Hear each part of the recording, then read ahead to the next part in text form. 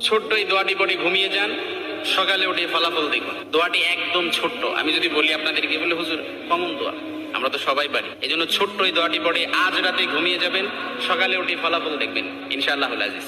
আপনি মাথা থেকে বোঝা নামিয়ে ফেললে যেরকম হালকা হয়, আপনি এরকম হালকা মনে করবেন। আপনি মনে করবেন আপনার সমস্ত গুনাহ মাফ হয়ে গেছে, এরকম একটা হালকা অনুভূতি আপনার ভেতরে কাজ করবে। এজন্য আমরা যদি ছোট্ট এই দোয়াটি পড়ে আজ রাতে ঘুমাতে পারি, সকালে উঠে ফলাফল দেখবো ইনশাআল্লাহুল আজিজ।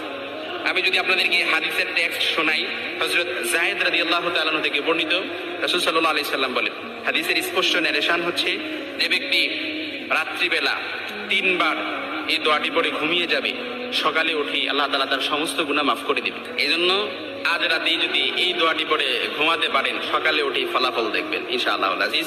দোয়াটি আমরা সবাই পারি, তবে আপনাদের মনোযোগ আকর্ষণ, আপনারা একটু আমার দিকে অ্যাটাচমেন্ট বাড়ান।